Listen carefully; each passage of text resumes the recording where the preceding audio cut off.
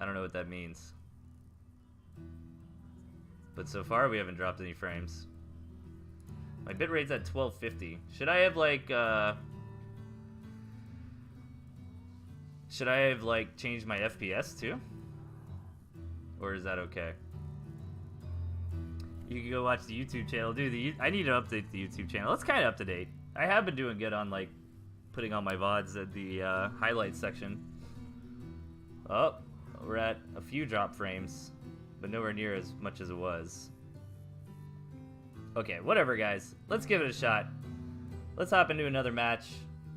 And please keep me up to date in the chat on how terrible the stream quality is.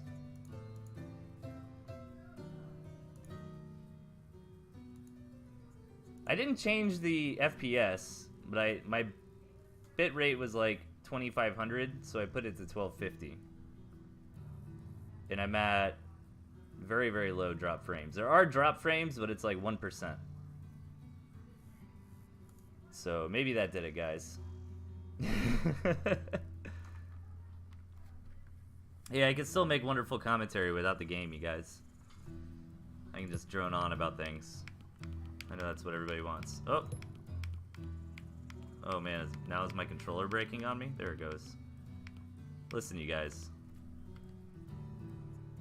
Are we dropping frames still? We're dropping a few frames, but maybe it'll be bearable. Let me turn down my quality. Oh wow, I can't anymore. Huh. Okay. Okay. Anyways, guys, let's get into it. Maybe if I just pause the video, that way I'm not streaming the video and I can still just watch the chat. Just pretend it's a radio broadcast, right? DJ Delthius. We just listen to some more of my cheesy music, man. Alright, you guys. 1.2% drop frames. Let's give it a shot. Match number 4. I paused my video in the Twitch player, so I'm kind of hoping maybe that'll help me not drop so many frames.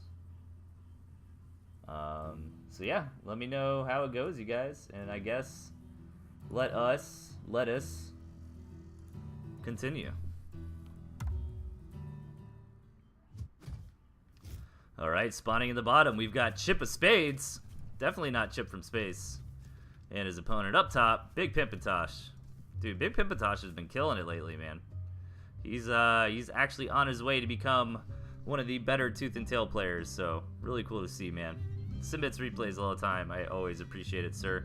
He's in the Twitch chat too most of the time, but I forget what his name is because it is a different name than it is in the game. So what do we got going on here? We've got, it looks like 3 bases for both players. Big Pimpintosh got a bit of a better map here. Actually quite a bit better of a map, as the high ground is a very big deal. And this base here that Chip would eventually gain control of might not ever happen because it's way too close to the third of Big Pimpintosh. But again, it's really going to come down to who controls the areas first. Chip could certainly kind of do the reverse to Tosh here if he maintained this area. You know, maybe threw down a balloon on this high ground here. So there you go. Should I get back into this game, dude? Why not? It's a fun game, man. I'm still talking about it 9 months later. So 9 months, man. It's quite some time. Only if you're brave. What's brave? Is it like being brave but better or worse? Brave. Brave reminds me of berates. Isn't berate a word for arguing? Like I'm really berating P-Boot. And no, I think it's like scolding, right? True, Yellow will probably be mean to me and beat the crap out of me, says Frog. Dude, isn't that the whole thing? Isn't that what happens, man? You be mean to us, we be mean to you. Isn't that the whole joke? I don't understand. Who are you? What have you done to Elf Roge? Or like 775 points out of... Dude, if you're at 775, you probably been playing lately, or is that from the old ladder? I don't think the ladder is reset, has it? It's been a while. Frame drop. How bad is it? How bad's a frame drop? Oh man, yeah, we're starting to get there. We went from 1% to 3.7%. What do I do, you guys? I don't know anything else to try. Tosh grabs a campfire over to the right. And we're going to evolve this into a bit of a mid-game here. Chip already trying to grab a second base for himself. And probably trying to get up to maybe throwing down a balloon when necessary and getting out that big old boar. It's not bad right now. Okay. No, seriously, let me know if it gets bad in the chat. I would appreciate it. Alright, alright. Lizard Toad. Pretty interesting composition. Kind of like, hey, I want to go Lizard, but I also want to do well against Lizard. So, I don't know if Lizard Toad makes the most sense out of me. I guess it does, because if you're in Lizard versus Lizard, and your opponent just starts building a ridiculous amount of lizards, then I guess you do have an answer to that in the form of your own lizards, right? But you're kind of limited to doing only that. So I guess when you have the toads with your own lizards, it's kind of a way to say, you know, hey, my opponent's building 30 lizards. I don't necessarily have to. You know, I can build a reasonable amount and throw in some toads.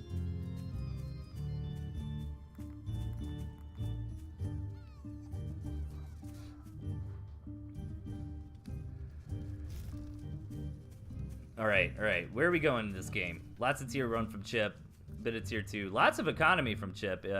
Big Pimpin' Tosh got the memo, and he started matching it with his own economy. Tosh just threw down an owl, and Chip threw down his own tier 3 at the same time. So this is like a really by-the-book macro opening to a game, I feel like. You know, like we haven't had a lot of aggression. There hasn't really been any trading going on. Neither player has been, like, super greedy, but they've been greedy enough. They've both been trying to advance the game, right? It's like, hey, I'll build a second base. I'm not going to super saturate it up right off the bat, but I eventually will. And then once I get a decent army up and a, you know, good saturation, I'll throw down a tier 3. I like it. It's a nice linear progression of a Tooth and Tail game here.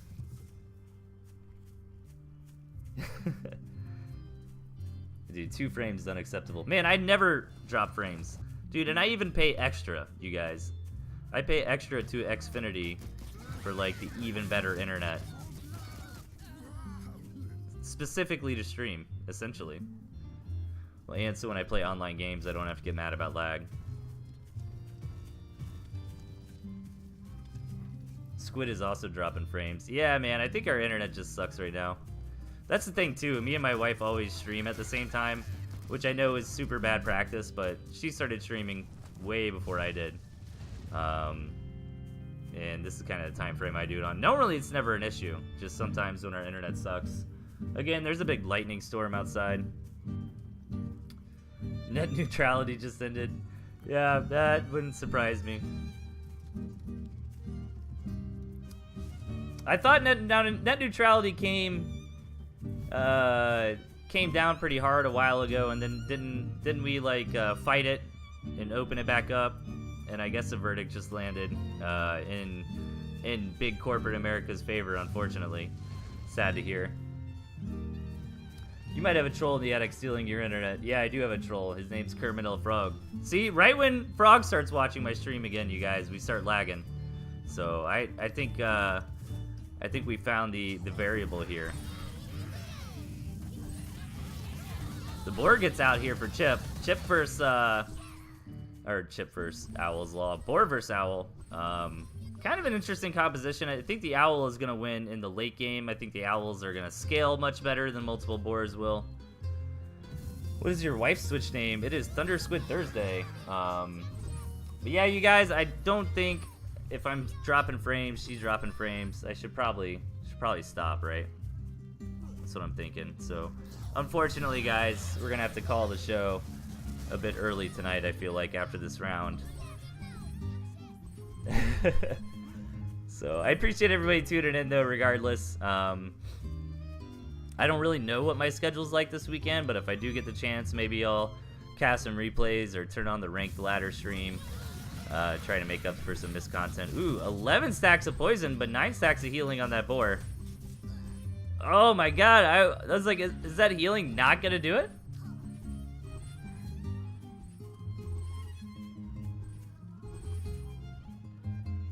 I'm not dropping any frames. So you guys are just gonna lie to me in the chat. Now that I'm like, okay guys, I'm dropping too many frames, we have to call it. No man, the stream's fine, Delthius, it's all good. Oh, okay. Well, other people besides Frog are saying the stream is good. So, alright, we'll keep it going for now. So, yeah, I apologize I haven't been super commenting on this game, but it's been a really interesting kind of, like I was saying earlier, like a textbook macro here, where both players weren't like super greedy, but they're making plays to get to this later phase of the game, the 3 base, the tier 3 armies. And this is that point of contention. I think it was really smart from Tosh here to take this as his second base, because if he gives Chip too much room here, you know, he'll never be able to get this base later. This balloon is doing fantastic as well. Not necessarily for the DPS, but just the amount of vision that it's giving Chip here.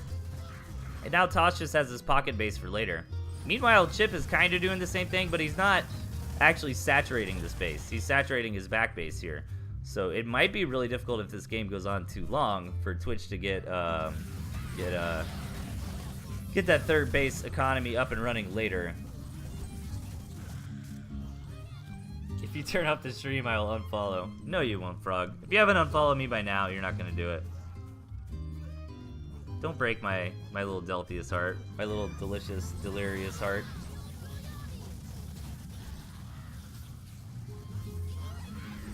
Look at that sick Best Sakya NA subscriber emote. Oh no, the boar goes down for Chip, but he's got another boar here. That boar bomb was kind of impressive. I think Chip probably would have preferred to keep that boar alive, but is he pushing through? It doesn't look like it. And in the meantime, Big Pimpatosh has been kind of stockpiling up more and more owls here. He's on owl number 3. He's got owl number 4 on the way. You have no heart if you turn off the stream. Okay, guys are telling me I'm not dropping frames. If I do start dropping frames like majorly, let me know. I mean, if it hiccups a little bit, I'm kind of expecting that at this point. But you know, if it starts getting like unwatchable, like slideshow Delthius, then let me know.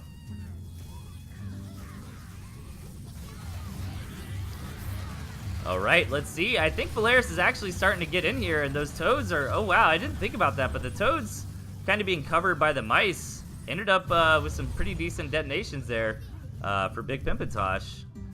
Mice make it, like one thing I've been noticing lately is mice just make it really hard to focus fire small units on the board, right? Like something like a toad, because they're just so clumped in with those mice running around everywhere.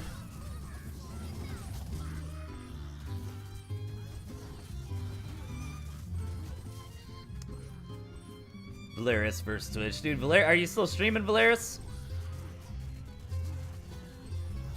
You used to stream. I'm not sure if I've seen you streaming lately.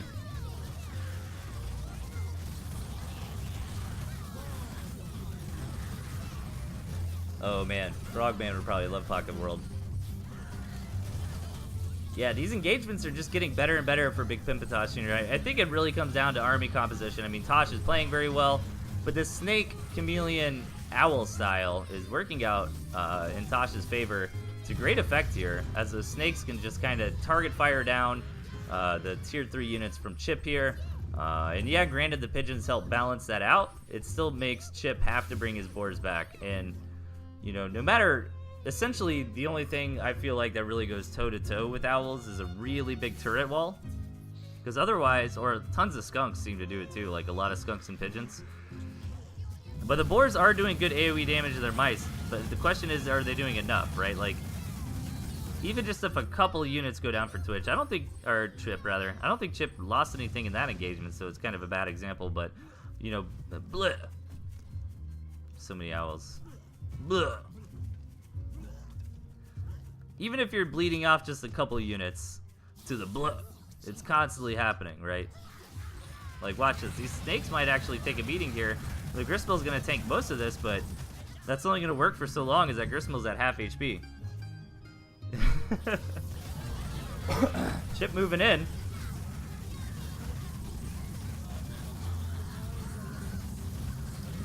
I think Chip just wants to go for it, man. I don't think Chip cares anymore. I think he understands, you know, Tosh has got the owls. I've really got to bust through here, now or never. And he's actually starting to get some momentum here. His commander's going to go down, though. Dude, my only QQ on balance at the moment, and it's not always a big deal, but I don't, like, do you guys think snakes should deal poison damage to commanders? Like, when snakes stack poison on commanders, it is so insane, man. Surprisingly, Chip busts through there with a nice, very decisive engagement and knocks Tosh out. But I don't know. I don't try to QQ about balance too often, but man, dying because your commander gets snake poisoned feels pretty bad. You know what I'm saying? Who's with me, guys? Pick a side.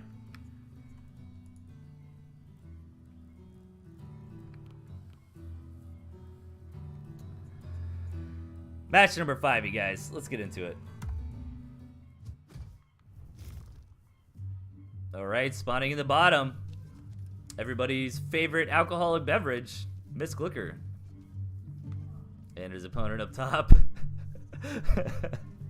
Everybody's favorite breakfast food, milk toast. Milk toast. It reminds me of like Ren and Stimpy for some reason. It's like some Ren and Stimpy gag, man. Reminds me of Powdered Toast Man. That was a good bit. Snakes are fine, leave them alone. Dude, I'm not saying change anything about the snakes. I'm just saying commanders shouldn't get 10 stacks of poison on them, right? Right, guys? Who's with me? Who's with me? Hashtag anti-venom for commanders. No, that's a bad hashtag. We can think of a better one. What's a better one? Hashtag rat anti-venom. Why am I wrong? Why is it okay for commanders to get poison stacked down, P-boop? Sniping commander should be a viable tactic for those who want to use it. Play on the word milk toast. Oh man. Hashtag you just dropped frames, of course. It's a play on the word milk toast, which is like a weak-willed person. I see. See? You guys in the chat are the smart ones. So you want Fox to snipe commanders but not snakes? Listen, the Fox hitting a commander, I would prefer if Foxes didn't hit commanders at all. Like, Fox snipes on commanders are a big waste of DPS, and you need several hits with the Fox to kill a commander, right? I'm just saying, like, well, you can't target fire down commanders for one. Kind of on Amistria's point, where, you know, targeting commanders should be viable. Like, no unit will target fire a commander. It's just if the commander is close and there's no other targets to acquire, they'll hit the commander.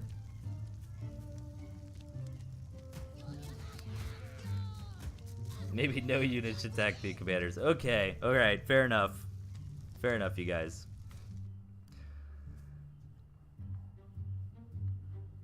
But, like, you know, if a Fox hits your commander, you can back out, you can get out of there. Like, if you get a bunch of snake stacks of poison on your commander, man, that could be all she wrote.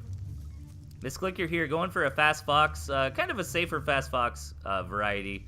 Not going super straight for it, you know, getting up a few warrens, grabbing a campfire, some tier 2, and getting into it. Meanwhile, Milquetoast here, really sieging up on his position, throwing down a lot of defense, which normally I advise against in the early game. But this might be okay for Milquetoast, as this defense also guards his second base, and he's trying to get out of Fox. But Miss Clicker going for the double Fox here.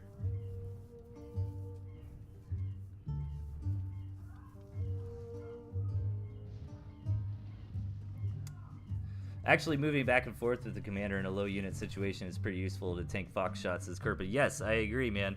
Like, when I'm harassing with my Fox, if I'm moving in to, like, kind of get that tier 1 shot and I hit a commander because that's the target that got acquired first, it's always rough. But you can, if you're really on top of it with your Fox control, prevent that if you just hold the fire button down.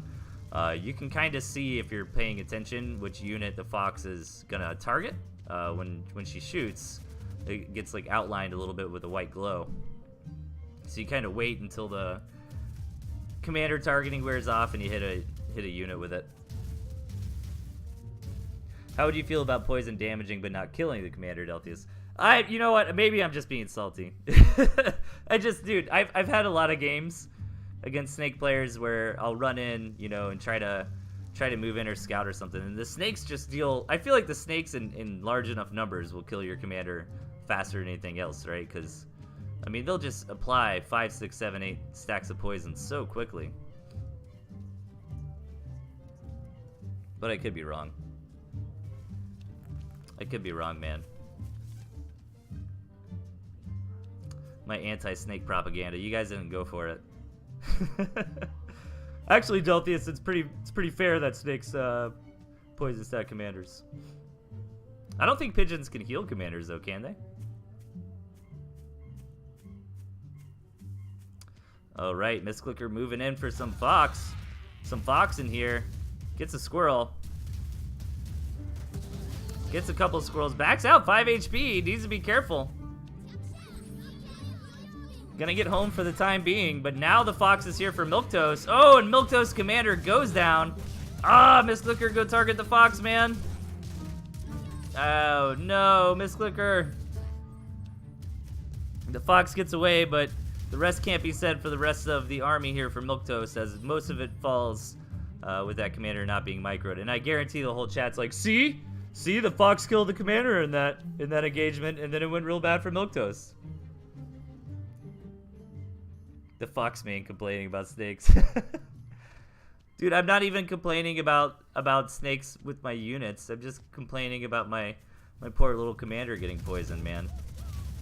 Need to take some anti-venom.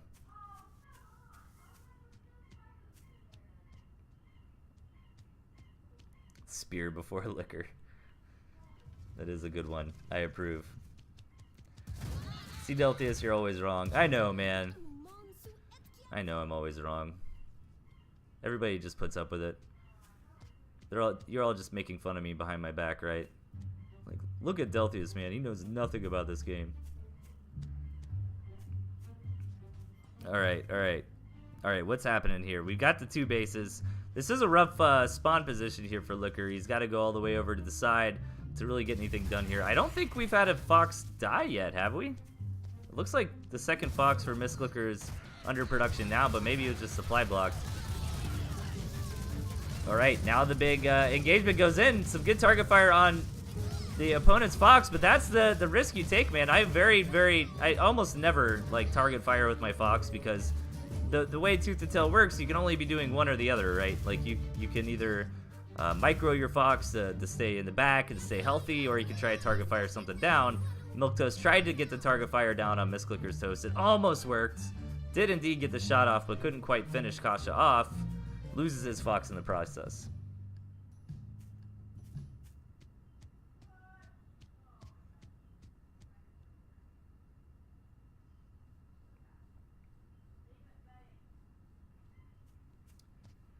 Drop frame, turn off the stream, or I unfollow. What do you want from me, Frog? Turn on the stream, turn off the stream.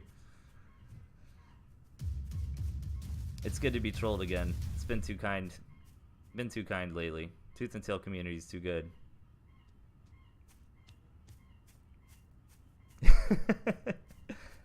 Premium Boo. Premium Boo. Oh my god, Premium Boo, you guys. That's even better than P-Boop. Premium Boo calling out Frog. Yeah, Miss Clicker is definitely in the better position here, I feel like. Milquetoast has invested a lot into defense here. So Miss Clicker can't really come in and seal the deal, but this is a lot of money missing from Milquetoast's army in theory, right? But I mean, Milquetoast's army on paper, on the field actually looks pretty good. These chameleons though here for Miss Clicker, if utilized correctly, can deal a lot of damage in this fight. Look at that, the double fox snipe of the commanders. And then all the skunk gas. Now it's Miss Clicker's turn to get a taste of his own medicine as his commanders die right at the beginning of that. But is he going to clean up? One of the foxes goes down for Milquetoast. The other one barely gets away. Ooh, needs to be careful. Is he going to get the target fire? He tries, but Milquetoast gets out of there just in time. How are the frames for real? Are we still... No, they don't seem too bad now. We might be okay. Is the overall quality of the stream worse? Like, I changed my my upload rate.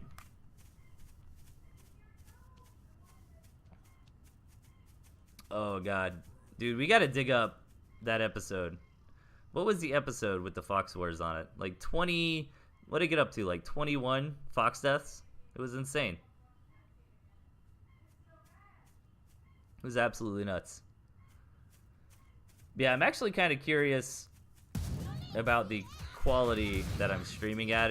Can you tell that it's worse? It looks like Milktoast Commander goes down there. Now Mistclicker is going to get that target fire in, no problem, with the double Fox, but one of his Foxes almost goes down as it can't really babysit it and target fire at the same time, but it lives. And now Mistclicker is going to be able to deny this third base at, you know, almost 10 minutes of the game is very critical. Milktoast at least gets in to sell one farm, but now Milktoast has no economy versus the 3-base economy here or I'm sorry, 8 farm economy of Mistclicker. He does have a third base, but hasn't really saturated it yet.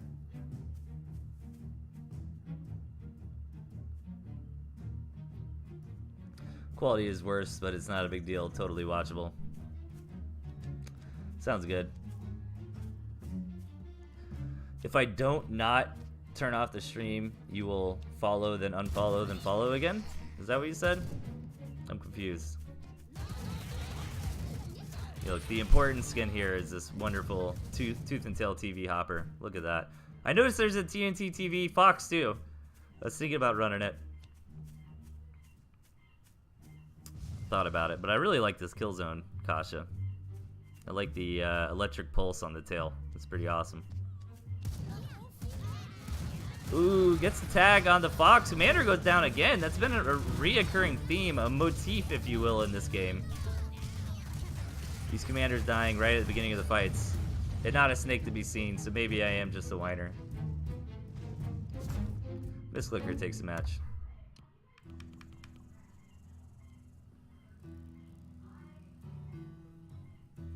Okay, guys. I'm excited for this one. Premium Bow. 1v2 straight up, you guys. I think Premium Bow could 1v3, to be honest. But a 1v2. Maybe against some newbies. Only time will tell. Let's take a look. Okay, spawning at the bottom right, we got Foxa and Finny45. And their opponent to the top left, P-Boop. Okay, 1v2. 1v2, Premium Bow. Gonna need some headshots with that archery skill, man. Is Premium Bow even, like, referring to archery? I mean, there's hair bows, right? A little cute little bow in your hair. You know what I'm saying? Quite kawaii. What else is there? Isn't there the bow of a ship? Maybe it's Premium Bow. There's also bowing. I mean, no one really knows what the meaning of Premium Bow is.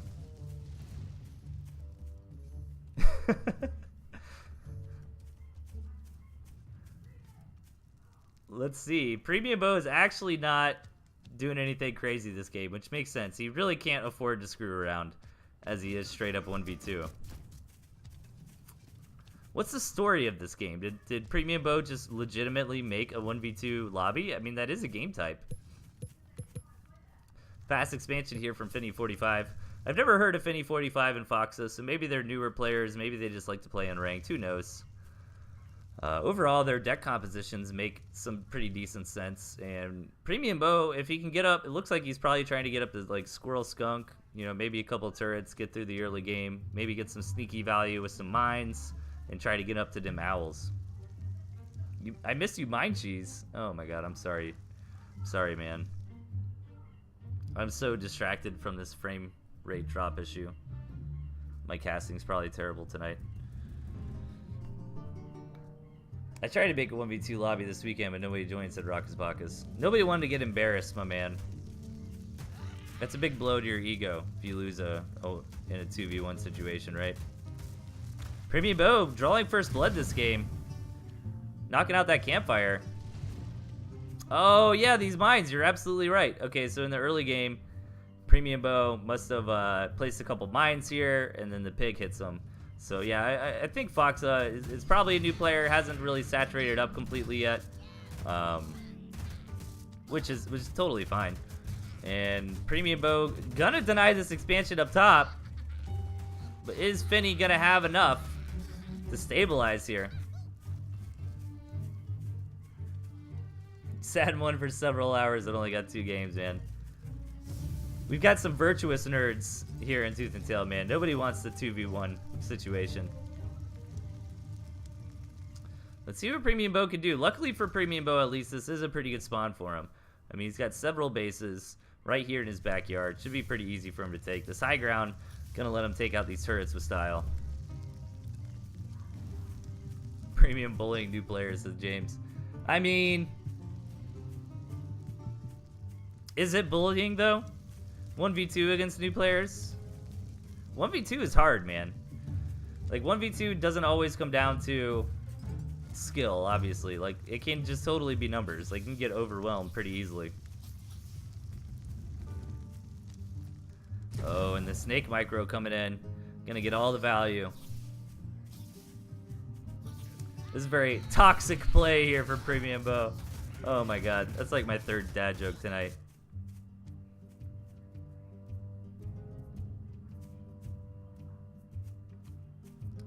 The Mayan Harass is super effective. Yellow never rebuilt farms. Yeah, I'm thinking Yellow is probably a newer player. Finny 45 probably, but not as much. Maybe Finny 45 convinced his buddy Foxa here to play with him and is a bit more experienced. But they're trying to box Premium Bow in, but even still, if they kind of draw the battle lines like here, Premium Bow still gets access to 4 bases. And the real question is when P-Boop is going to feel comfortable enough to start throwing down those tier 3. Now, he did just make this really big investment into his 2nd base, so that's going to be huge for him if it can actually pay off. His economy is getting to the point where it might be comparable to both Blue and Yellow's economies.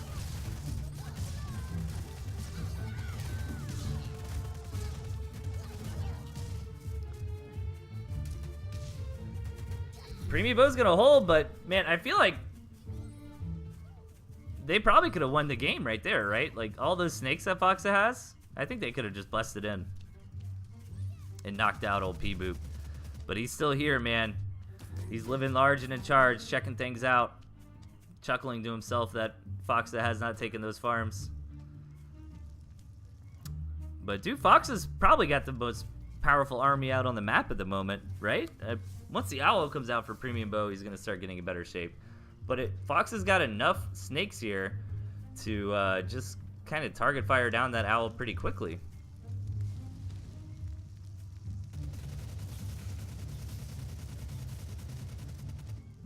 Another turret going down. Nice micro on them snakes.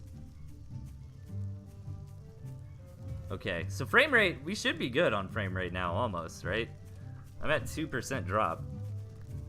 It's probably still happening a little bit every here and there. But for the most part, it should be pretty bearable at this point, I think. I blame the storm, man. Dude, it's been raining like crazy. I mean, I live in Florida, so it just rains all the time anyways. But the past, like, month or two, it's been raining almost every single day. Yesterday, it was storming super hard, man. I lost power like 3 times. Ooh, some nice mine engagements there. Ah, gotta get in there, though, Foxa. Is this going to be enough to break through Premium Bow? Now, Premium Bow has had a pretty strong economy. If you take a look at the farm count in the top, if he holds on here, which it looks like he will, he's in a great position to try to stabilize. I think Premium Bow's got it from here, man. He probably doesn't know about that 12 o'clock. Yeah, he needs to go up there and deny that again with his sneaks. Ferret harassment is now on the board here for Fox. They're going to try to get some work done with that, but instead decides to just try to engage in. But in a 1v1 situation, which in this type of scenario is basically 1v2, loses most of his units. Foxa, get that ferret out of there. The ferret goes down. And now the dreaded owl massing is starting to occur. Premium Bow getting together that big air army. I thought I put a skin on my mice. I was going to go with the nuclear skin, but I must not have. Blech. Blech. Alright, Premium Bow. Seek and destroy. Target acquired. Coming in to wreck a nerd. Let's see if it happens. I think he's got this engagement. Should be able to go ahead and knock down this gristmill. Nice pickup from P-Boop. keeping his opponents, you know, pretty back in the corner here. But Finny does still have this mining base up top. It's a shame for Premium Bow that he hasn't scouted it, as it'd be fairly easy for him to just run over there and take that out. But he's already denied a base up there before, so I don't really blame him for not scouting that position constantly, you know what I mean? Like, he's like, alright, I already denied blue from doing that once. Surely he's not going to do it again. Oh, Poncho Mice. I am so down for Poncho Mice, man. You got to hit me up, Vlad. Like, I tried to... I've been kind of slacking on it lately, but I really try to stay engaged with the pixel artists and, like, showcase off all the different skins people develop on the show. Like right now, I got a couple lacking. I don't have my squirrel hats anymore. Like, look, we need to... None of these units have skins, man. Owl's got a skin somebody made. Give him that little eye flare. But other than that, there's a bunch of naked units. I don't really like the pigeon bat, man. I think we need a metal pigeon. See, I don't understand what causes... Oh, see, he's doing that head bob, man. He's listening to some Daft Punk. He's getting down. But sometimes they go into that, like, head bang frenzy. So it's either, like, the head bob or the head bang. Head bob looks more natural. Oh, poor Finny and Foxa. Back to the corner. Foxa decides, you know what, man, we're donezo. Taps out. Finny joins him. Premium Bow takes a 1v2.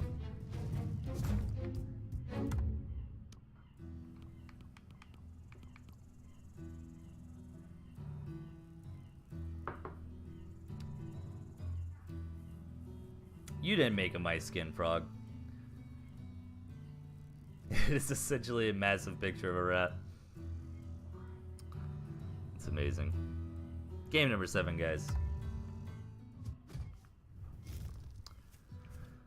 Spawning on the right, we've got Yaokim. And his opponent to the left, the one and only Pile. Alright, I've been looking forward to this replay, man. I had this replay submitted earlier this week. Thought about putting it in Tuesday's night show, but I did a different Yaokim game instead. I'm glad we held on to it until tonight, though. Pile is obviously top Tooth and Tail player if you're new to the scene. Normally he's known for some really crazy decks, but this time around not doing anything super nuts. It looks to me like Pile wants to execute a heavy Squirrel Mole Skunk push in the early game, and then follow that up with Owl Falcon transition later on.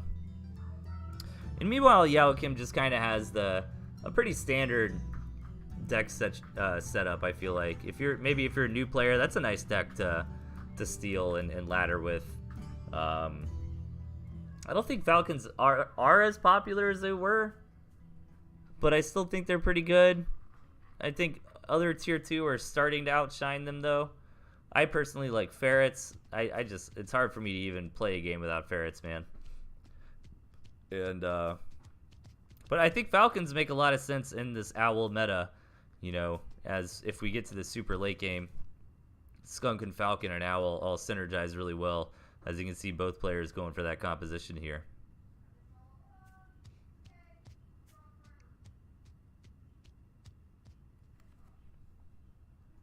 All right, frames.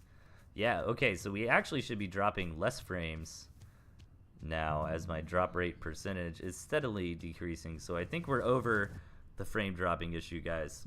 Appreciate y'all sticking around with me during that nonsense. It doesn't happen often, man, but it does happen from time to time. I unfortunately have no idea how the internet works. It could be gremlins playing D&D and breakdancing inside my modem for all I know. Falcons don't counter Owl. Kermit, how would you know, man? You don't even play anymore. Falcons do well in the late game. Counter is a strong word, but so it's kind of interesting that we see both players going for hey Protocam, what's going on, man? Good to see you. I think it's kind of interesting we see both players going for Falcons so early. 1 to 2 Falcons typically isn't the best thing in the world, but I suppose against skunks of your opponent, they could be not super terrible. But when we kind of get into this late game Owl War situation, it's like, well, what's going on? Skunks do surprisingly well on the ground dealing with large numbers of mice. And then in the sky, obviously falcons cannot get hit by skunks, cannot get hit by owls. You can target down opponent owls. So I think it works well, but wolf might actually work even better in that place. The Yawakim's not messing around, man. He's going to try to come in here and execute a timing attack. He does a fantastic job target firing down the key units of Pile, but his commander barely goes down. But still, Yawakim gets a lot of damage done. His commander died kind of after the critical target firing was finished. I feel like if Yawakim's commander stayed alive there, he probably would have kept his skunk alive, maybe got a pig or something, you know, a little bit of more focused damage. But still, overall, a fantastic push in there for Yawakim. And it was a good thing he did it, as that campfire for Pile can definitely get out of control. Doing good, you? I can't complain, man. I'm dropping frames tonight, so I'm a bit upset about that. I changed my upload rate, so we might not get the regular quality you get. But we're here, man. I was very, very close to just calling it tonight. This engagement is pretty risky by Yawakim, but it looks like he's gonna barely have enough here. I almost thought with the high ground defender's advantage, Pile would have cleaned that up better. Pile does eventually clean that up.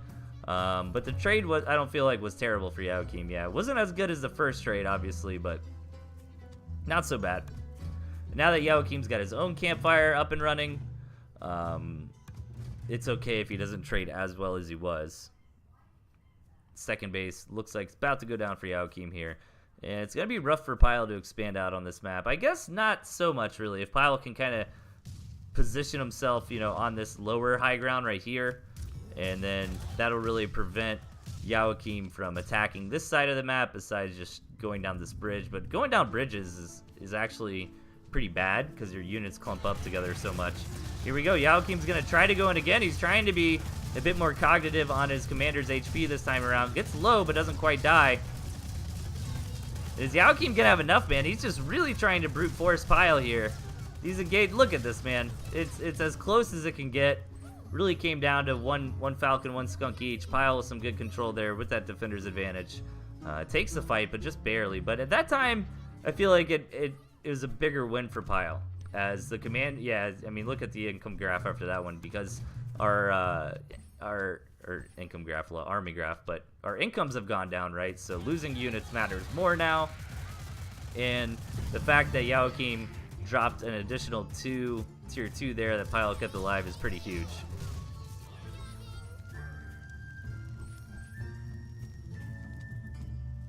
Is Yawakim new? He's not like super new, but he is newish. I think he's been submitting games to me, I think, for the last couple months.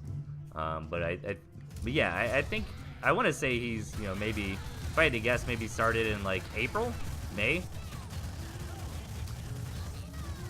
But this time around, both players target firing their hearts out, but Yawakim's actually got enough. Actually, you know what? That was very, very slick from Yawakim there.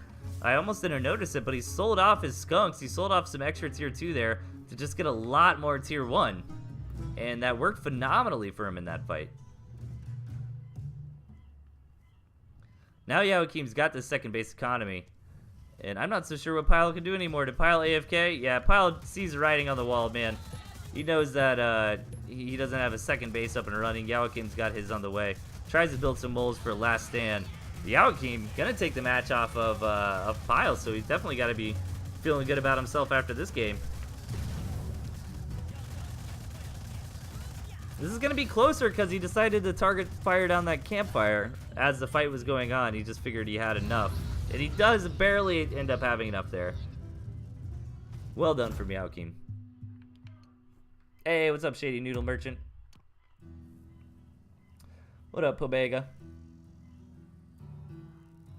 What's going on, everybody? Good to see y'all, as always.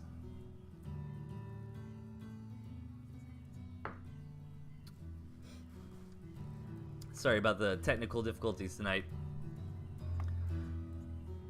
But I don't think we're probably not dropping frames at all anymore, because my drop frame percentage keeps going down slowly at this point, but there's also been a ton of frames submitted at this point, so there you go. Alright guys, let's keep it moving. Match number 8. Did I pronounce her name right? Dude, it was totally lucky. I butcher people's names constantly. Spawning in the left, we've got Shulzy Woolsey. And his opponent to the right, Ramako. Dude, Shulzy Woolsey, man. Still my favorite name to say. It's just fun. It rolls off the tongue, man. It feels good to enunciate Shulzy Woolsey. I'll talk about Shulzy Woolsey all day long. Dude, speaking of Shulzy Woolsey, look at Shulzy Woolsey's deck here. Alright.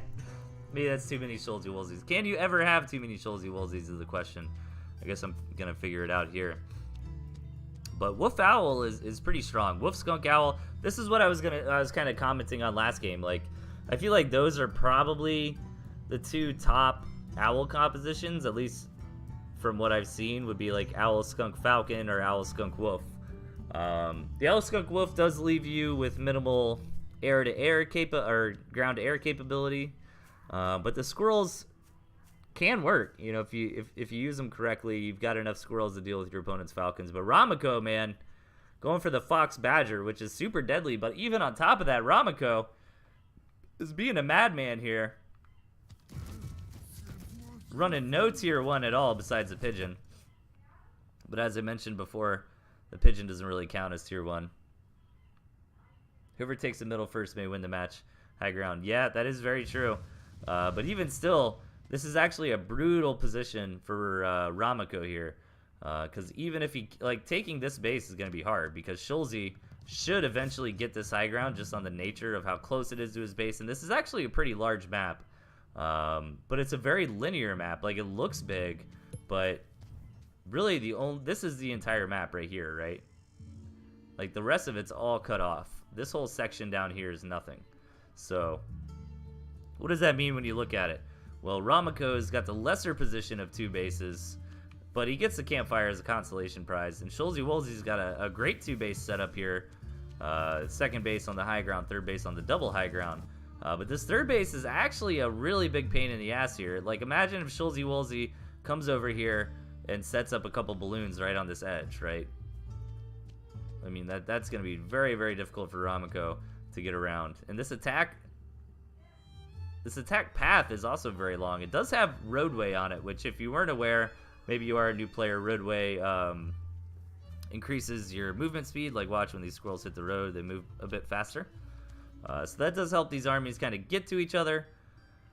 But for Ramako to really be able to get all 3 of these bases, I think he's got to really maintain this area quickly. But his deck isn't really designed to do that, man. He's kind of being left alone. This is pretty hilarious, actually.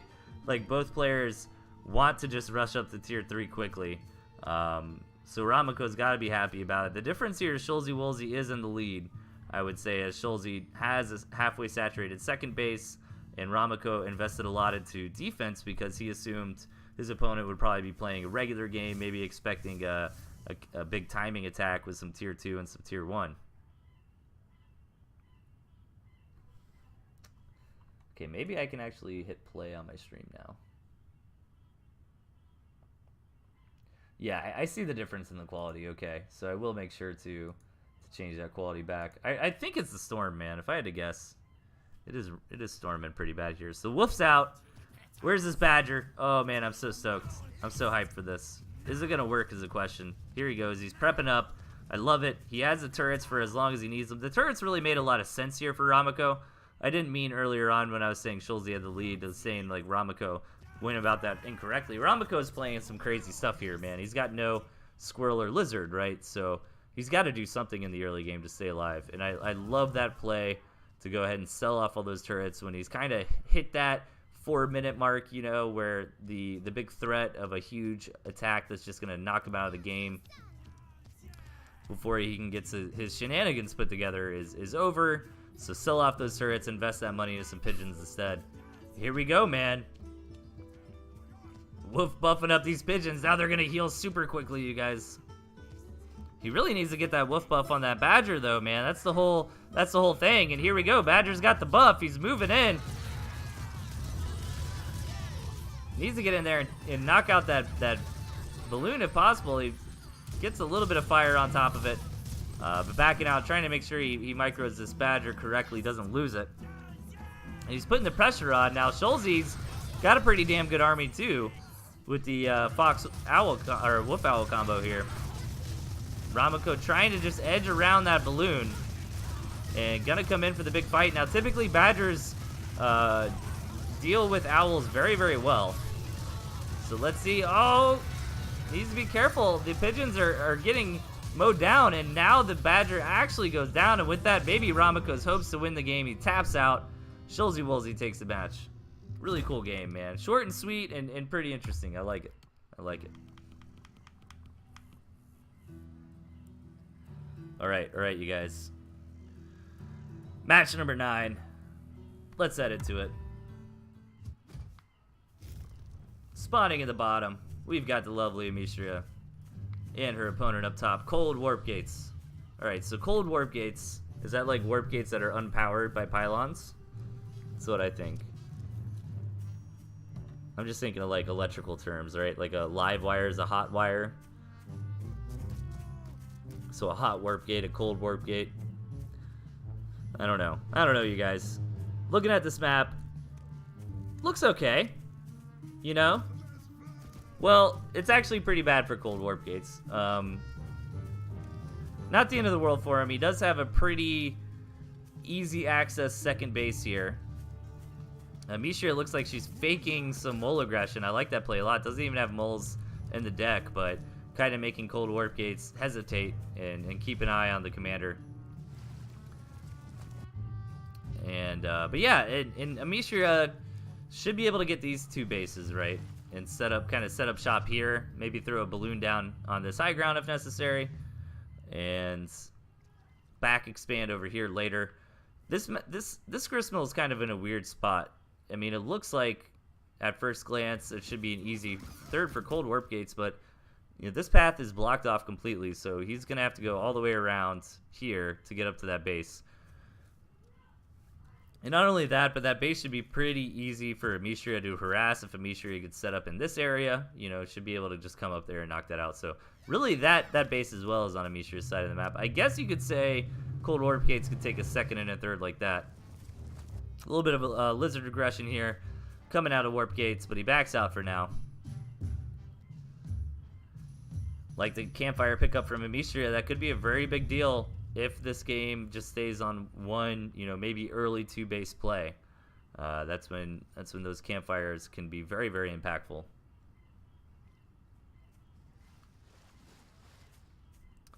So yeah, I think this is okay. You know, I kind of retract my statement earlier saying this is a bad map for warp gates. I wouldn't really go that far, as most maps or most matches don't last long enough for the third base to really make a difference. You know what I mean?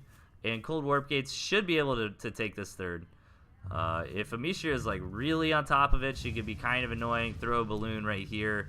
But, I mean, maybe pick off a couple pigs with that. That's about it. Well, maybe actually throwing a balloon there could be even more mean. But we may or may not see that play.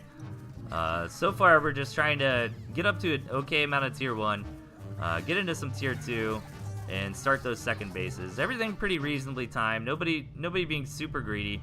I'm really curious on who's going to kind of be more greedy now, right? Like, now that the second bases are up, how many farms do we actually throw down on those second bases? I think the rule of thumb is you always want to throw down at least like 2. You know, 1 in the minimum. But there could be exceptions to that. Like Amicia, for example, might just be taking this gristmill to expand her territory forward, to increase that healing range, to be able to throw a balloon down. Yeah, that position, man, it's just begging to be ballooned, right? And look at that. That's beautiful. So yeah, just one farm for now, which is really the minimum. I still think 2 is better, but Amicia does have the campfire going, so yeah, there we go. We see 2 from warp gates, so I think that kind of play is fine. It's kind of interesting. Like, I feel like that's a spot in Tooth and Tail where people kind of underestimate the depth of it, right? Like how much you take these second base, how fast you saturate these second bases. And it's really important. You can see Amicia coming in here. Look at this. This is beautiful. Just highlights exactly what I wanted to mention. The main point of that scout kind of did 2 things. You know, she didn't go hard and look for like hidden tier 3 or count the tier 2 or anything. She kind of got a scope on the army that Cold Warp Gates had, right? Okay, about what I expect. But the main point of that scout was to see how many farms Cold Warp Gates is taking. And look at this. Amicia decides, you know what? You take 4 farms, man. I'm just going to go straight up to 8 farms. And kind of similar thing here. Cold Warp Gates just gets the scout off on the second base of Amicia and sees, okay, she went all the way up to 8, so I can go all the way up to 8. I mean, that kind of stuff is very critical, man.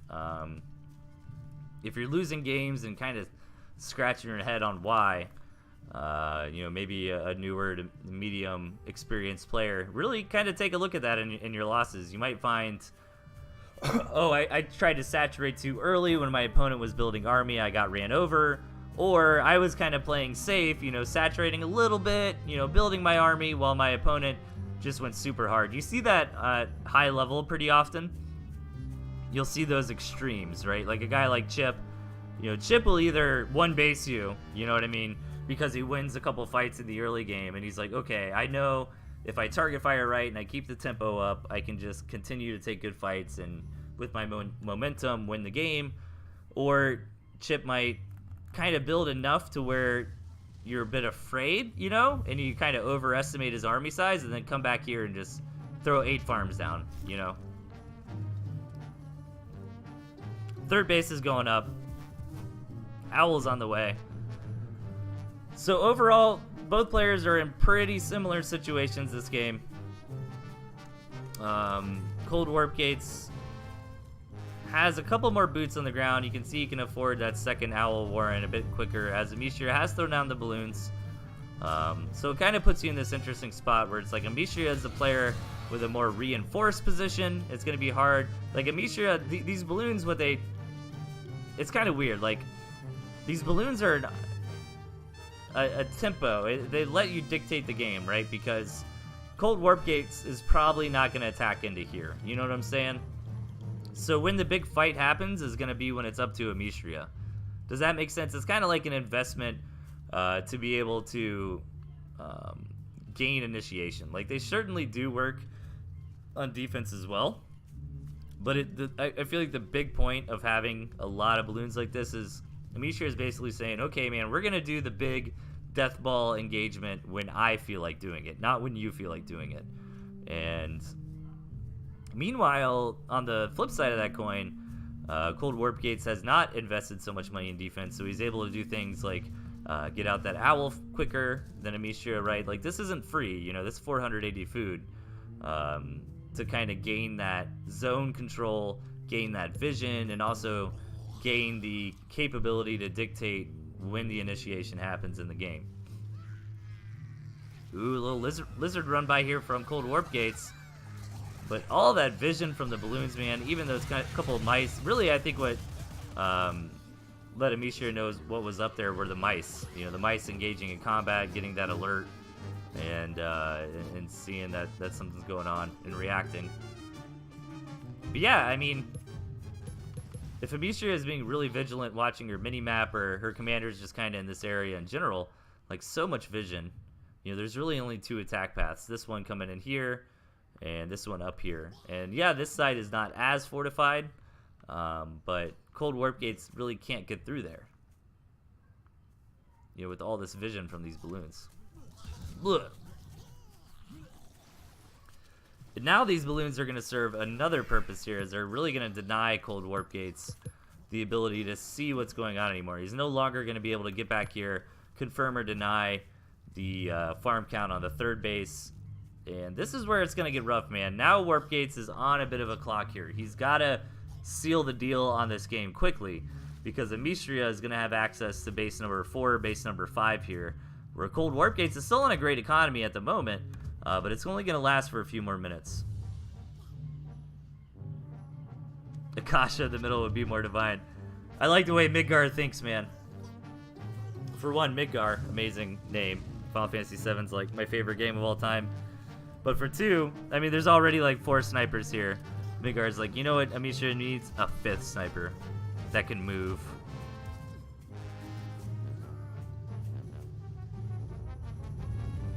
Alright, so now we're just kind of waiting on the big engagement to happen. And again, it kind of sucks for Warp Gates, because now he's kind of damned if he does, damned if he doesn't. Because as I was talking about earlier, Mishra, these balloons allow her the tempo to be the one that gets to decide when the initiation happens, when she moves out, right? Because it's kind of counterproductive for Warp Gates to try to attack in all these balloons. He's going to be at a big disadvantage.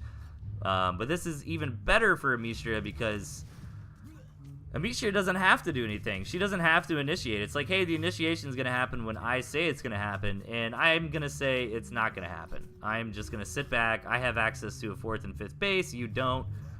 So Cold Warp Gates has to eventually move out here. He can't sit around.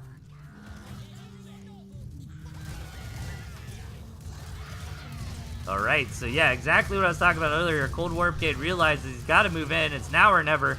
Tries to fight under these balloons. But a nice hold there from Amicia. Again, fighting under those balloons is just really rough for Warp Gates. He's in this really pincer hold from Amicia here. And this Boa Constrictor style is slowly going to bleed him out. You recognize my name, you have my respect. Dude, I have a Final Fantasy VII painting that I commissioned a local artist to do in my living room, man. Are you kidding me? I have a Buster Sword. I have an FF7 tattoo. Man. I grew up with that, man. I was like 8 or 9 years old when FF7 launched. It was amazing. My older brother had a bunch of Squaresoft games, and I got to play them. He was quite a bit older than me. All right, Cold Warp Gates is going to try to move in again, but I don't think the results are going to be much better for him this time around. But he's got to try it. I do like the concept of trying to get up to a lot of Falcons, but you know what? Is he going to bust through here? Oh my god. Cold Warp Gates with the comeback. That base wasn't super critical for Amicia, but now that he's kind of pierced through the front line, he can try to wiggle away and take engagements away from the balloons. And this is where the Falcons are really going to be a big deal. The Owls are dropping here from Amicia, and you know what? Cold Warp Gates might actually win this. I mean, the one thing Amicia's got going for her still is that the re-rally here is just getting taken out by these balloons. But Amicia's entire army is done so.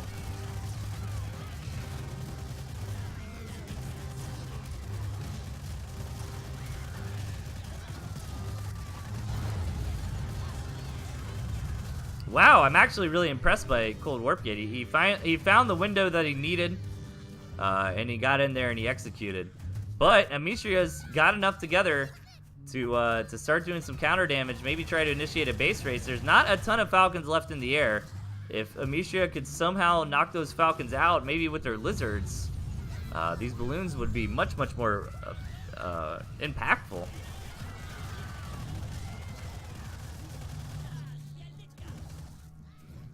I knew Red needed more snipers, says Biggar. You're probably right, my man. Alright, I don't think we're dropping frames anymore, are we? I think we're done dropping frames. I think that part of my life is over. I've moved on.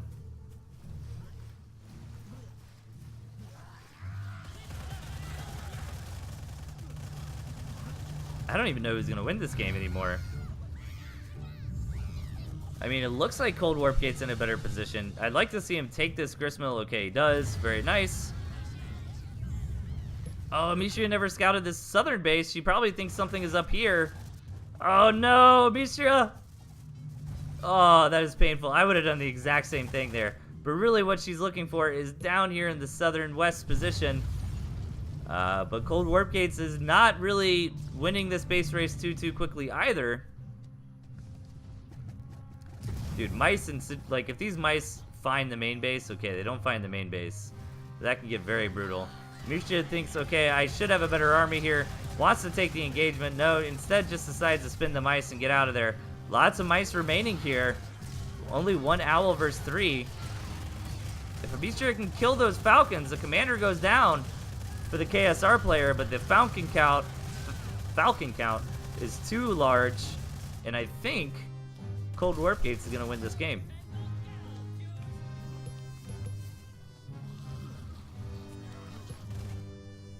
Alright, Amicia has 6 lizards.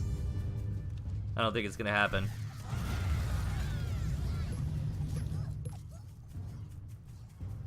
still unaware of the position of the other base. And yeah, that's going to be it. Cold Warp Gates takes a round. Really impressive. Yeah, that's unfortunate, man. Nice attack there from Warp Gates. Good decision making in the late game. Ends up taking the match.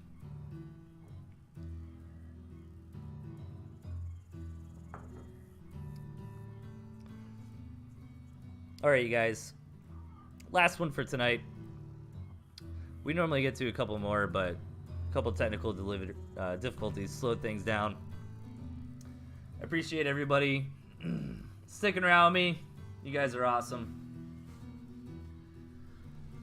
Let's get into match number 10. Spawning in the bottom, we've got Bratmo. And his opponent to the top left, Vincent. Look at this map. Is it just me? Or is this different? This seems very vivid and colorful, right? Like, I just get this happy feeling looking at the color scheme on this map. Is this normal, or am I just crazy? I'm probably crazy. I don't know. I feel like something's different. Like the trees, maybe? It's probably these yellow trees, right?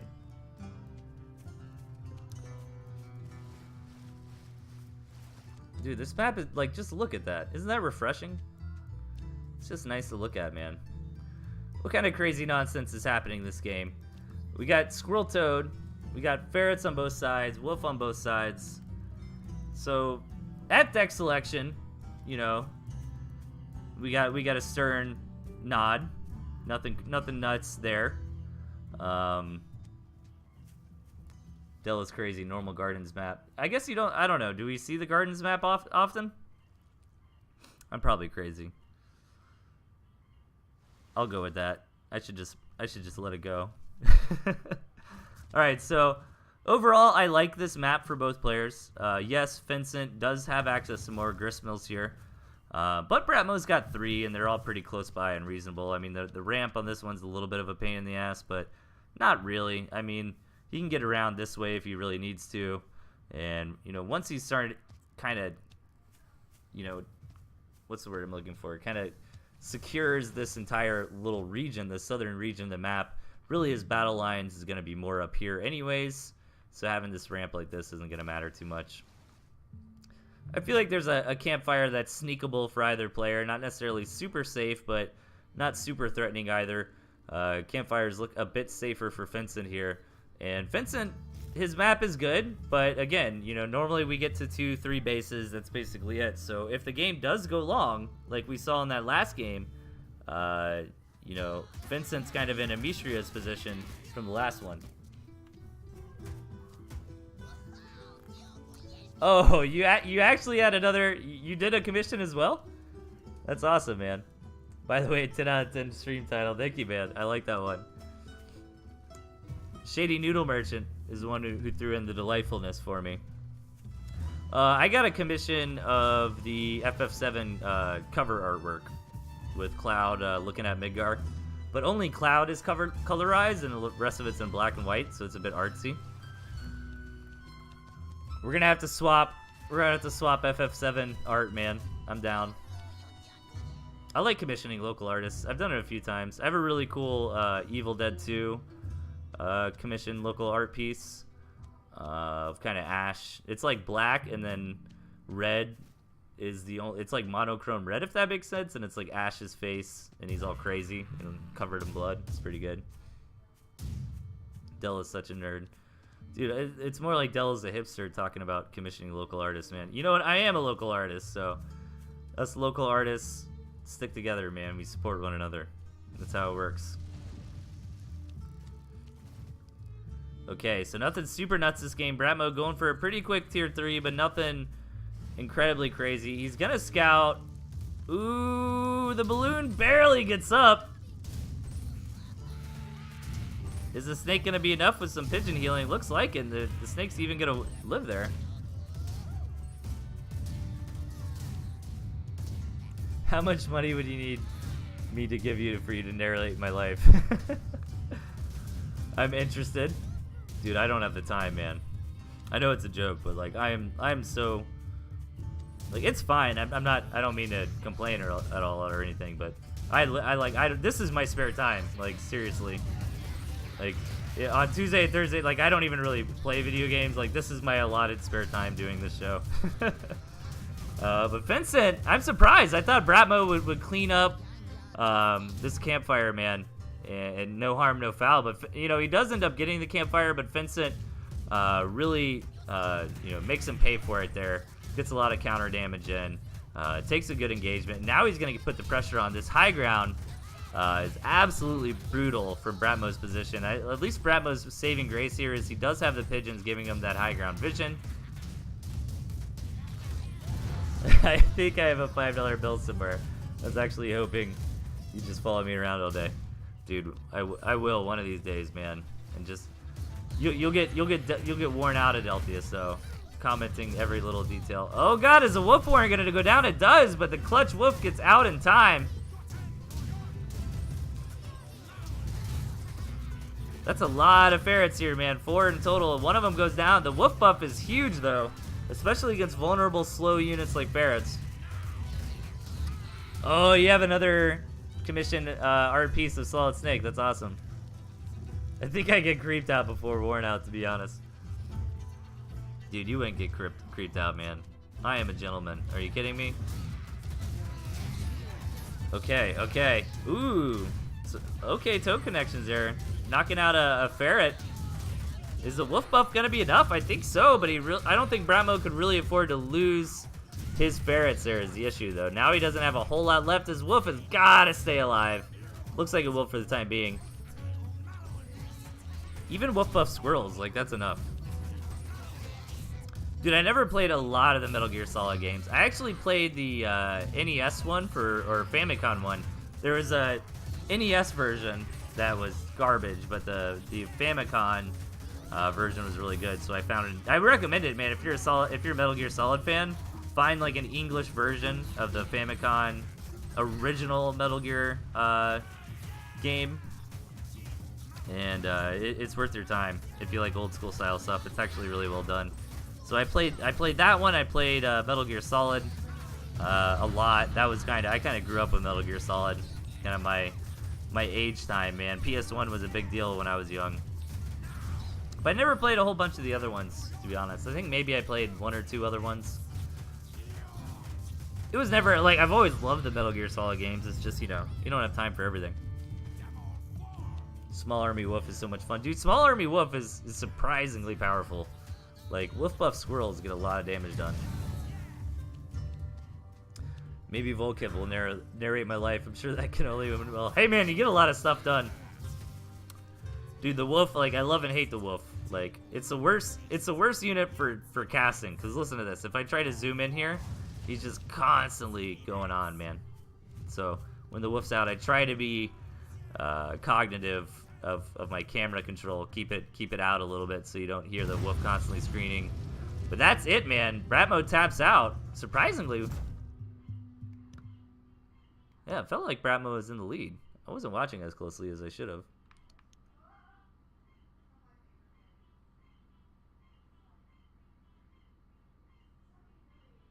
Blue starved. Oh, okay. Yeah, I got sidetracked talking about other stuff. I apologize. Hang on, you guys. Hang on, you guys. Listen. Maybe we'll do one more. I think I got a couple fresh ones.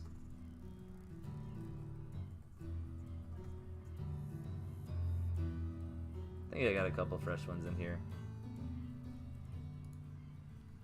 What do we want to do? We want to do a Kerpa match. We feeling some Kerpa? I think we can make some Kerpa happen.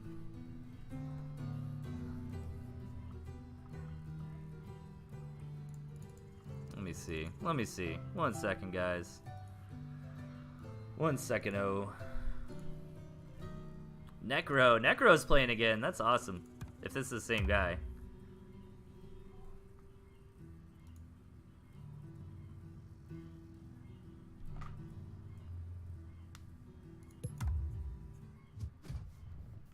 Yeah, Necromenticer. I remember this guy. Spawning in the bottom, we've got Kerpa. And his opponent to the top left, Necromenticer. So Necro was kind of one of the top dogs, like, post-launch. He participated in the tournaments. He was always on the top of the ladder. I don't think he ever got to that, like, DJ Soak or Chip or Bright Yellow kind of level, but he was definitely up there. He was like Master League, you know? So it's really cool to see him back, man. I mean, I was pretty... He would beat me pretty often. Not saying I'm amazing. I mean, I'm pretty good. I think I'm like top 15-ish player, right? I think I'm probably in like top 15 players. I'm in Class S, if that means something. Ooh, Necromenticer changing it up. Now, did he do this? Okay, actually, you know what? Okay, no, he did that as a response. Kerpa is the one who initiated here. So Kerpa went for the 5-farm Morin, and Necromenticer scouted it and responded with a 6-farm Morin and plus a turret. So nice response there. And that's why you don't see this happen super, super often anymore, because if you respond correctly, now Necromenticer is a bit in the lead as he got a faster income, but not like insanely in the lead. Kerpa's still in a fine position, and I think it was worth it from Kerpa to try it.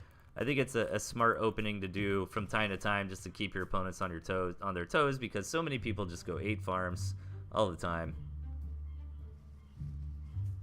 and you know, you can really change it up with 5-farm warning, especially at a lower level.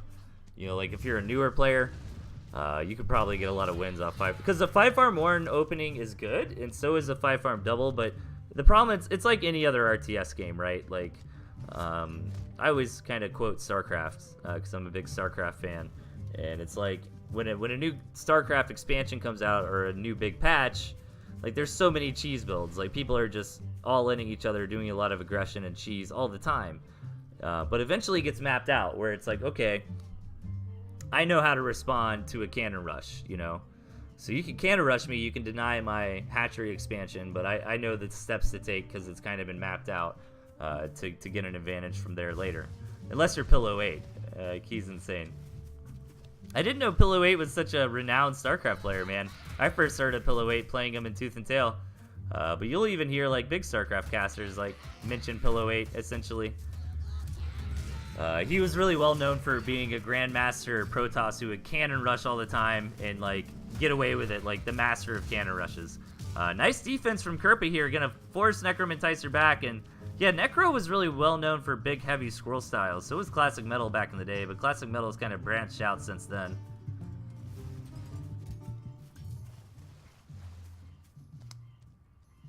Cool, you're a new player, Midgar. Welcome, man. It's a super fun game. I really enjoy it. I really like playing with a controller. Like, it is kind of more competitive to play with keyboard and mouse because you can switch between unit groups faster, but that's not necessarily true anyways, because you can create hotkeys to switch between units on the controller. But I think the issue with that, like, I explored it once, but I think the problem is you kind of have to do it pretty often.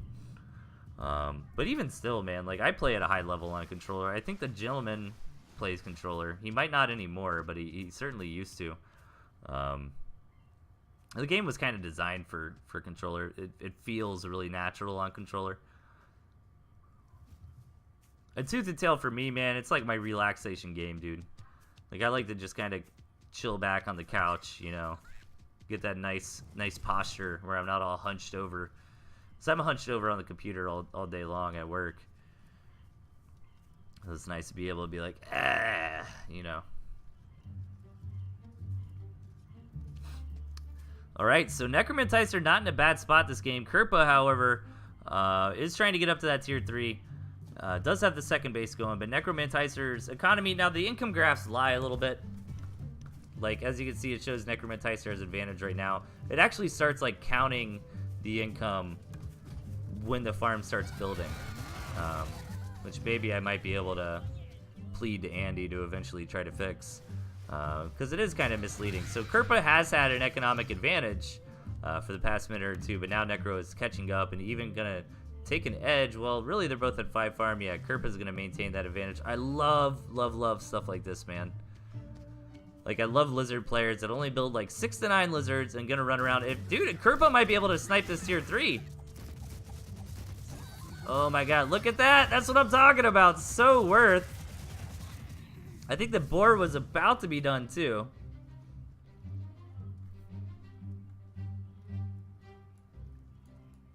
What a great play. Hey, what's up, MJ Sevilla? Good to have you, my man. Welcome to the chat. Welcome to the feast. Welcome to Delicious, Delirious, Delthius, Delightfulness. That's a tongue twister, man. Oh no! Oh no! Necromentizer catches Kerpa out of position. Gonna get some serious damage to that expansion, but backs out for now. Doesn't want to commit to a big engagement, and man, I'm still hyped about that Kerpa snipe, dude. That was so amazing. Just 6 lizards. That's all it was. Now, so Necromentizer got the $180 back for the building boar, but lost the $180 from the tier 3 warrant. But really, it's not even about the money at that point. It's about the amount of time that Necro had invested into trying to get that. A little bit of misplay here from Kerpa. I feel like trying to, you know, fight with that Gristmill taking so much damage. Necro takes a nice engagement there. Now the mice are here, though, so Kerpa's going to try to finish off this Gristmill. Still doesn't quite get it. Necromentizer did just win a nice fight, though, and he's going to see if he can come in here and take a strong engage off the back of it.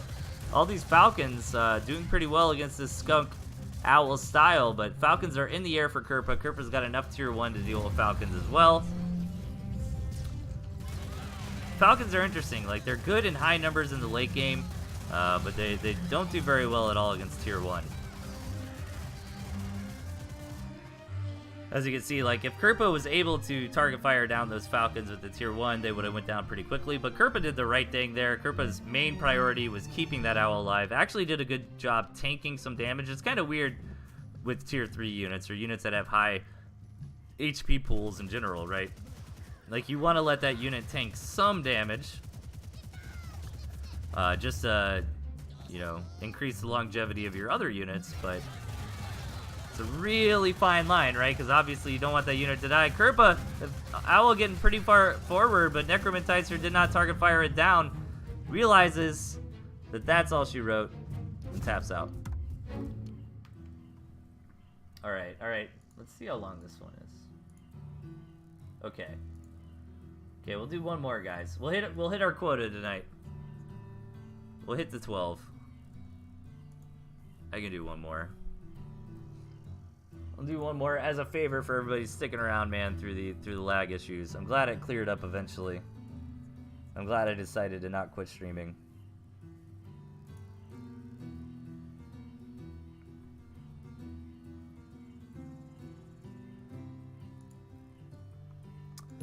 Man, I feel bad because Obscution like put a lot of work into the Tooth and Cake executable. I should take a look at that and see if that still works with the latest version of the game, because he created graphs that actually, I think his army graph doesn't count defensive structures or warrens, and then his income graph only counts active income.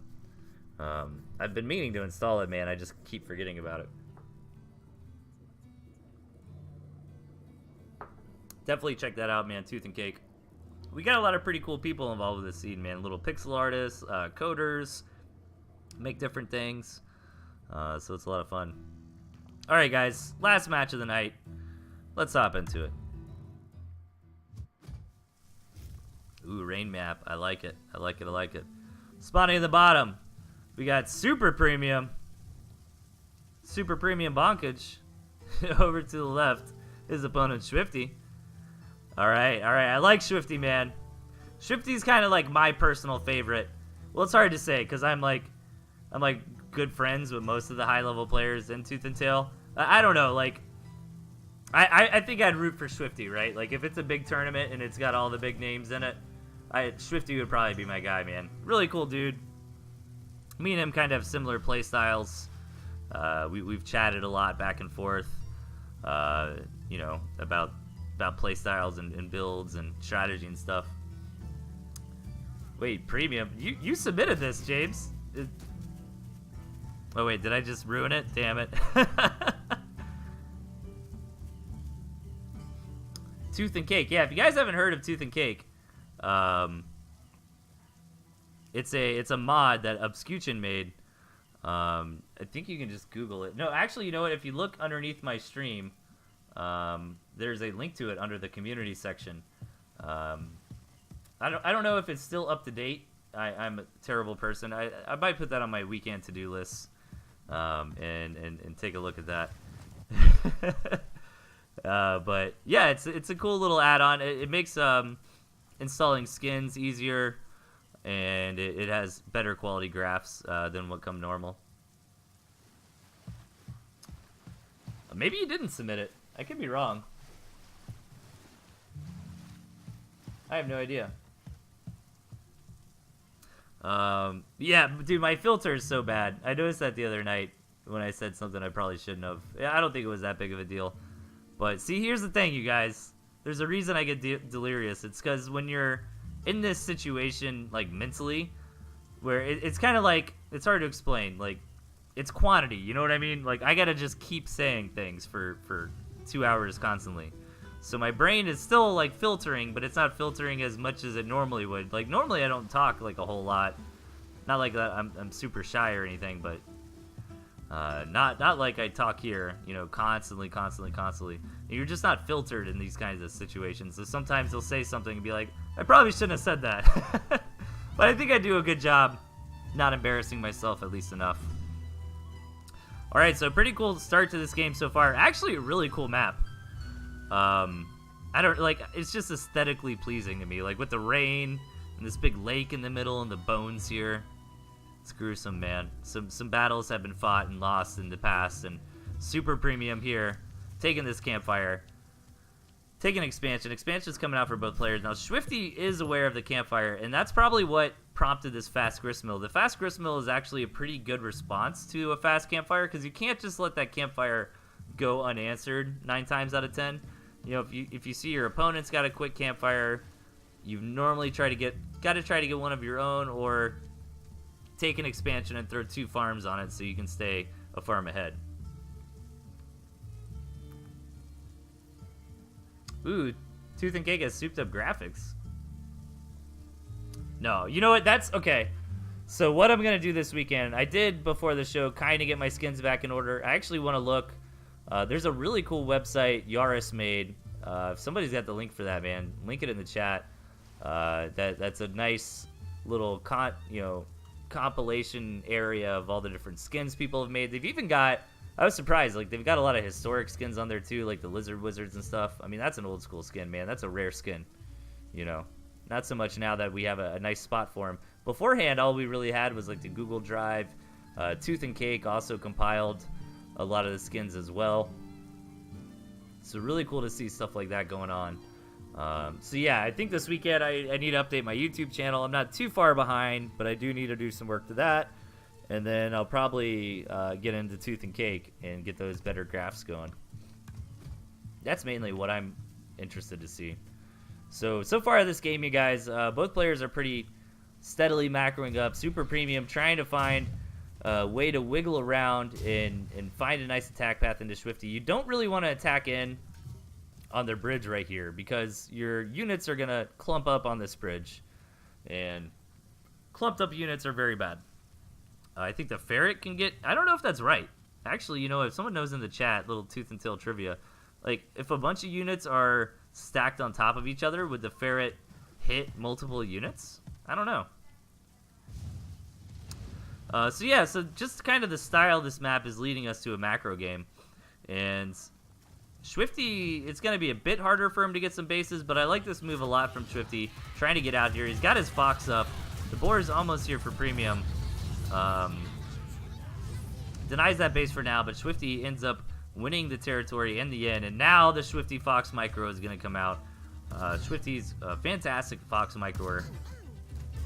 So he's going to get to work here.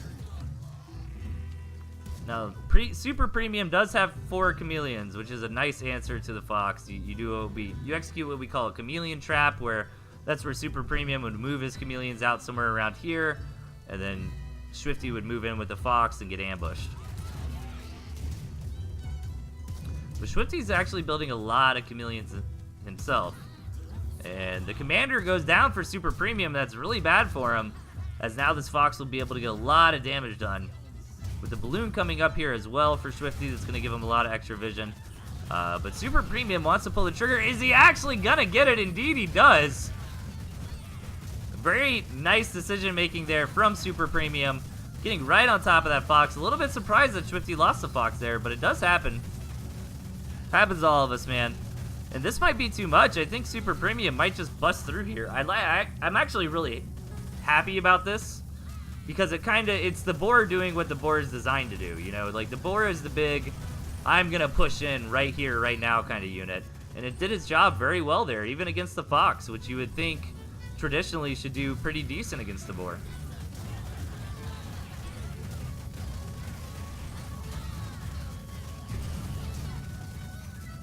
Yeah, ToothAndTailSkins.wordpress.com, man. Definitely bookmark that website if you're interested in custom skins at all. Basically, all the custom skins are on there. And yeah, like, dude, I love this game. This is a really cool game. Like, the boar did exactly what it's supposed to do. Even post-nerf, you know, came in there, was a big body, allowed a nice, strong initiation that eventually snowballed to Super Premium's victory.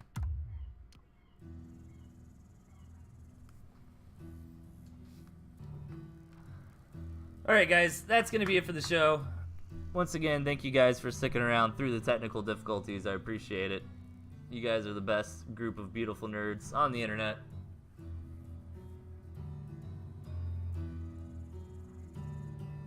Oh yeah, the Mastimal is pretty good, man. I need to go through Tooth and Tail skins.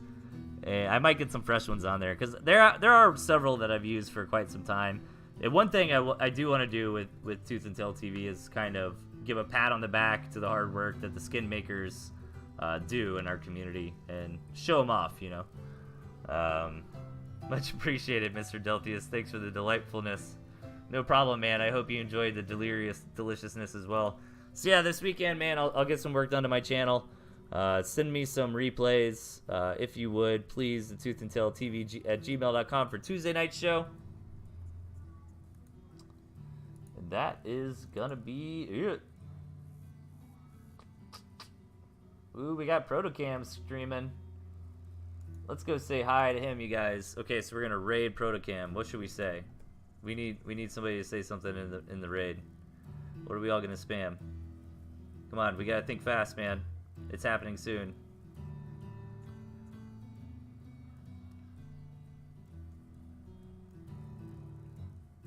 Super premium. Blah! Alright, yeah, blah. Let's do the blah. Let's all go in his chat and owl puke, you guys. Let's all blah. It's gonna be fun. Pee boop. No, man, we're blahing this time. Alright, guys. See y'all on Tuesday. Well, then I can key out the farm. Blech. Oh, crap. Thank you for the raid. Wow.